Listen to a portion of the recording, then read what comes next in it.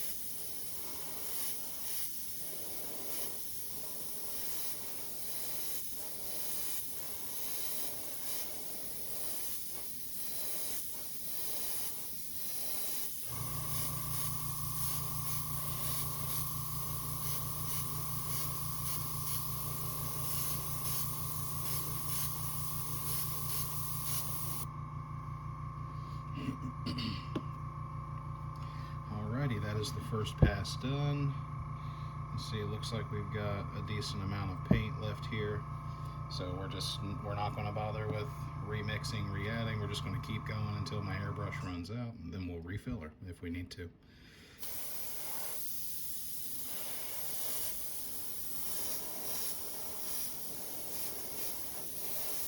This second pass is going to be to make sure that there is no original gray color left from the plastic.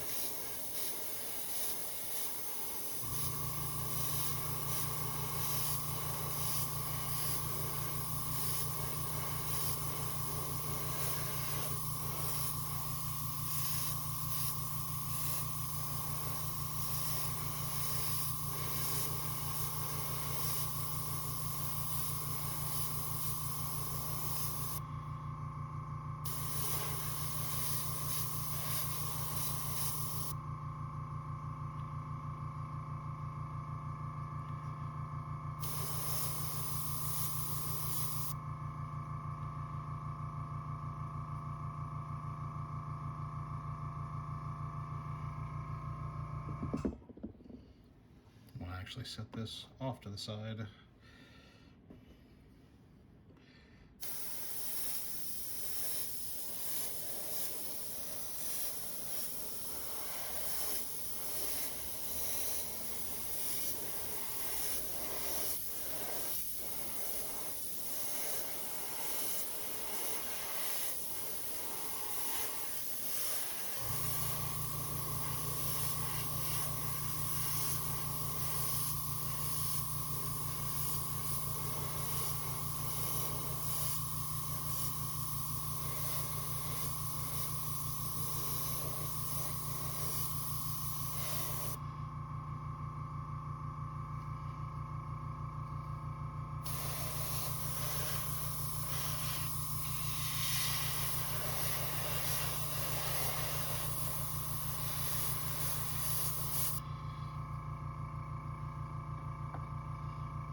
Okay, I'm actually getting quite low here, so I'm just going to go ahead and put a little bit more of my mix. 1, 2, 3 drops. I know it's not on camera, but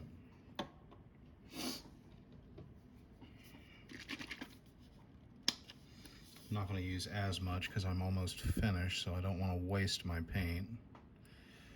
I'll just put a few drops in there. At this point, usually I start being a little bit more conscientious of how much I'm using, and I try to make sure that by the time I'm done, I have as little paint left in here as possible. Just doing a little backflowing, and then we're going to get right back to it.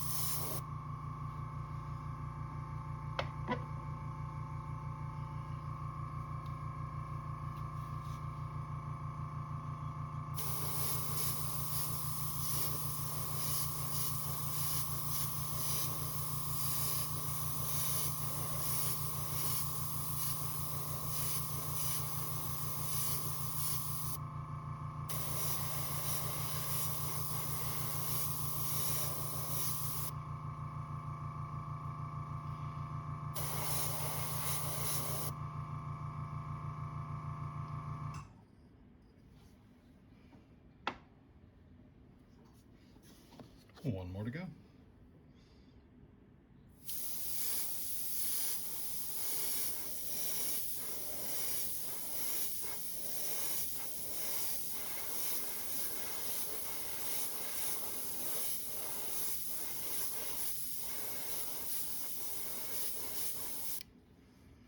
Okay, I think that it is good enough for me, and I'm going to let this dry, and then we'll move on to the second coat, or the second color, rather. And real quick, I'm just going to go over a little bit of how I clean out my airbrush. So I generally I have one of these little cup spray thingies. So I'm gonna push in there and I'm gonna make sure we blow out all the paint that's in there. And I get my little spray out cup. And so far in my painting journey, these, well, let me get a little, these like little, like kind of tattoo squeeze bottle things have been unbelievably amazing. So I just take it, I get some water in here, and I'm gonna go ahead and I'm gonna do the backflow method that we had already done, just to try to get things cleaned up a little bit. Dump it, spray it out, a little bit here. Okay, so we've got our paper towel. We've already done an initial spray out. I'm just going to take my paper towel, well, let's make sure everything's out of here as much as possible. Okay, we're going to go ahead and do a quick spray. Make sure all the water's out. And I'm going to take my paper towel here and I'm just going to kind of dig around here inside of the cup with it, because what I'm trying to do is get as much out of there as possible. Now typically this process goes faster, but explaining it makes it take a little bit longer. Now, something that I have started doing recently that makes the process go a lot faster so that I can switch to my next paint color quicker is I take a thing like this. It has a nozzle. I push it down in here right up against the, like you can see in the cup, like right where the needle's at, and I start to flow water into it while pulling back at max. And then I use the pressure of the air compressor, as well as squeezing the squeeze bottle to just kind of push and clean all that paint out quickly.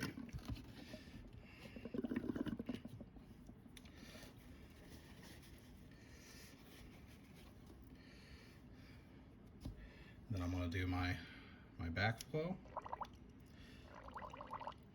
Water does not appear to be changing colors at all, so I will go ahead and dump most of it out.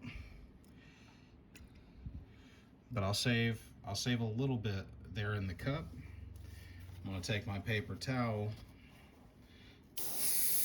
I'm going to spray. And aside from it getting the paper towel wet, it has none of that gray color in it.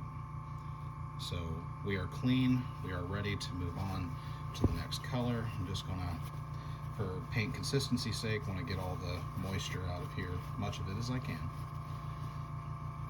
And then we're going to move on to the next paint. Now my second level of, or second layer, I guess, of paint is going to be a lighter gray than what I just used. And I use one of my typical paint colors, so it's not a primer or an airbrush color, so I'm going to have to mix that up well enough that it's going to work in the airbrush. So we'll cover that next. Okay, so we're going to go ahead and we're going to mix a normal paint into our airbrush. It's very important. You want to make sure that it's thinned down to a proper consistency so that it doesn't gunk up and clog up your airbrush. I hear a lot of people say to try to get the paint to the consistency of like skim milk, but if you're like me, you don't really interact with skim milk very often. So it may be a little difficult to imagine what that looks like. So typically what I do, depending on the paint, so I'm using Citadel's Dawnstone is the color I'm going to be using for this. I will use different ones. I just happen to be using this one right now.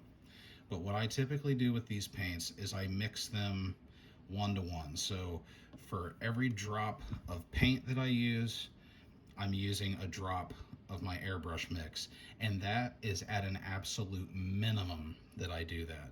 Sometimes I will add a little bit more of the mix. Sometimes if it's a thinner paint, I'll add a little bit more of the paint, but it's typically going to be a 50-50 mix. So let's start with 10 because I have so many models. So I'm going to do 10 drops of my thinner. 1, 2, 3, 4, 5, 6, 7, 8, 9, 10.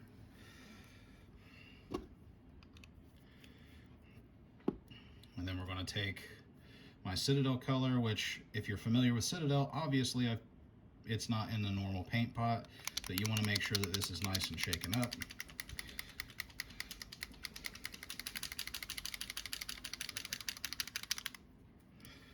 Okay, I'm pretty satisfied because I shook it off camera a little bit. And then we're going to throw in 10 drops of this. 1, 2, 3, 4, 5, 6, 7, 8, 9. Close enough. Try to be a little bit quicker for you. Now I like to use my paintbrush to mix paints like this. So I'll just get it in there, start swirling it around.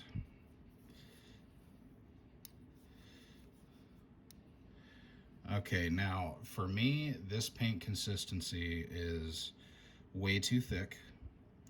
So I'm gonna go ahead and smooth that off. I'm gonna go ahead and add a little bit more of my mix. But now that the paint's mixed up a little bit, I'm probably gonna backflow. So let's do a few more. Backfill.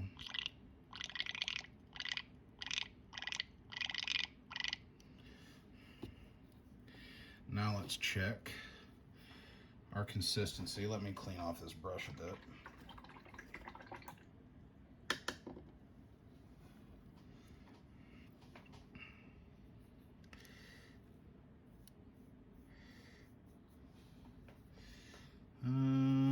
I can be happy with this. I think that has a good fast flow. I don't think we're going to have any clogging issues. Okay,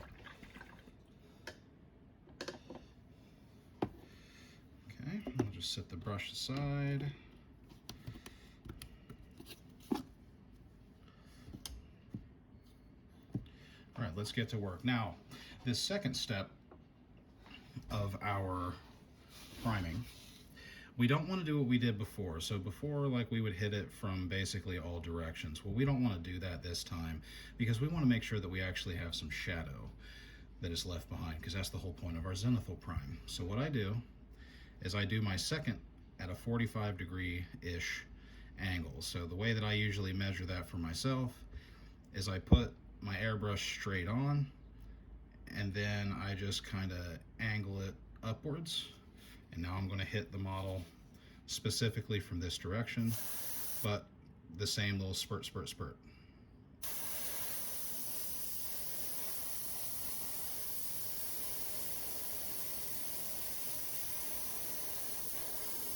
I'll do that all around.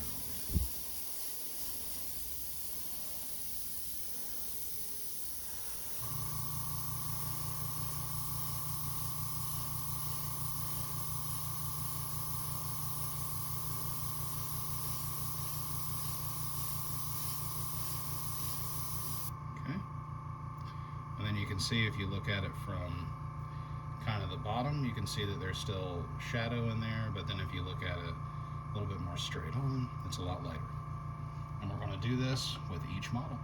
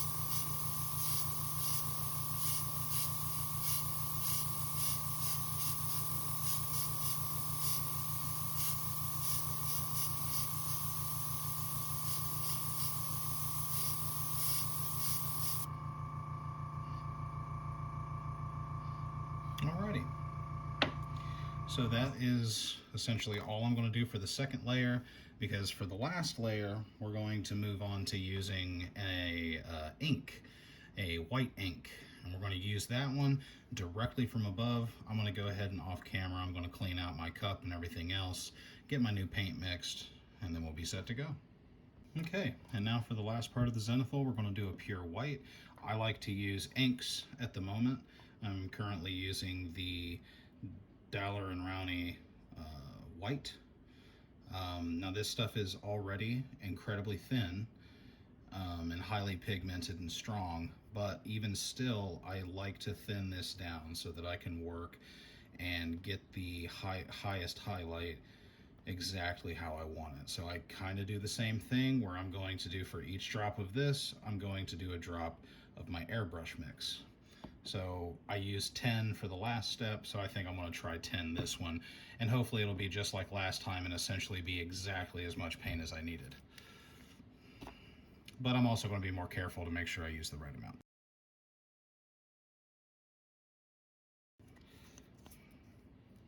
I'm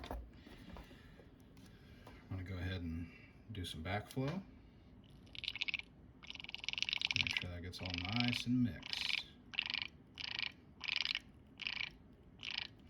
Now, I use this method quite a bit, so I feel confident in how the consistency is going to turn out, but you might want to test on something else before you put it to the model, typically speaking.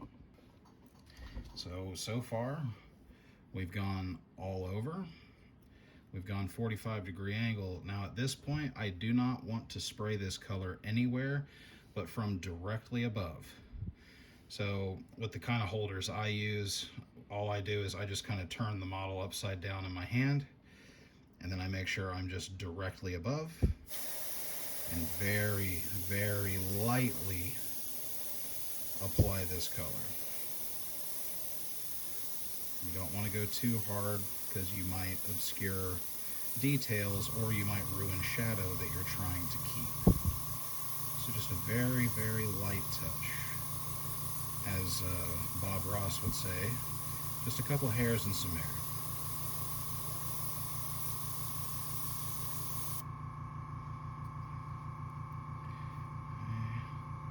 I'm going to try to I'm going to slightly get his legs a little bit more. I'm not happy with how dark they are.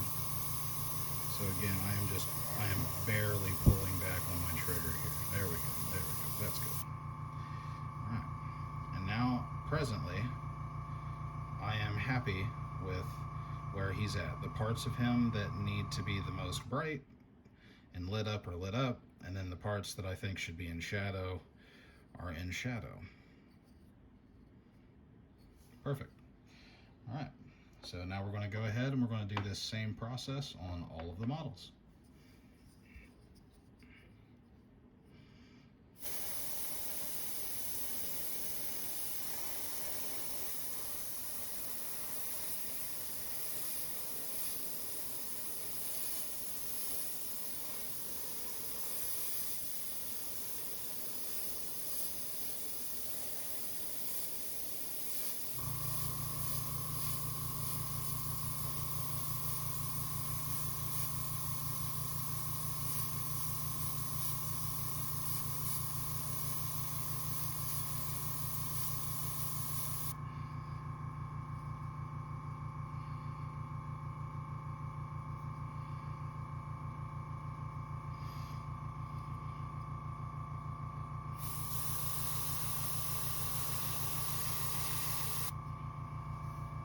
I do like to make sure that the face always has some light to it, because the face needs to be kind of a focal point in my opinion.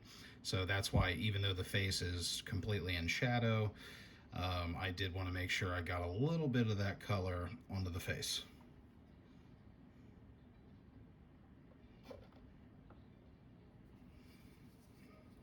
Now this one, I think the Zenithal highlight is going to show out the most, just because of the amount of like details that he has on the model.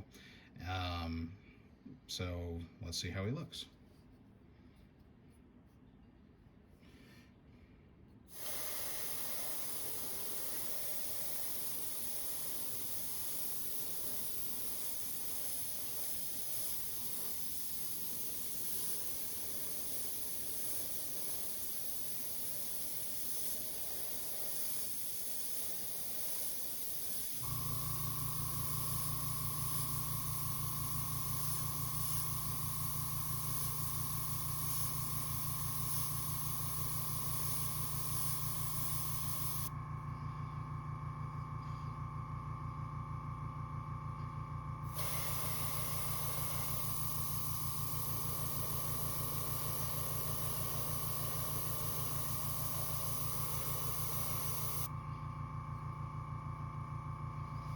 Okay.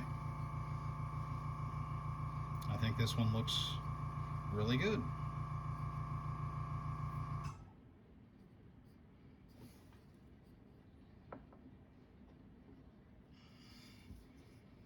I'm happy with it, and at the end of the day, the only thing that matters is, are you happy with your product?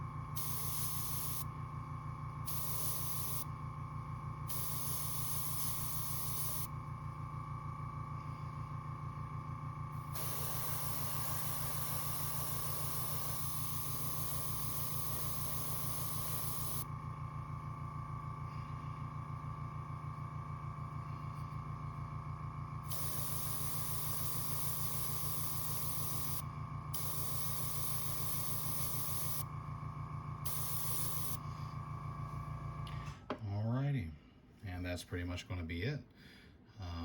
Thank you so much for watching. I'll see you next time. Bye.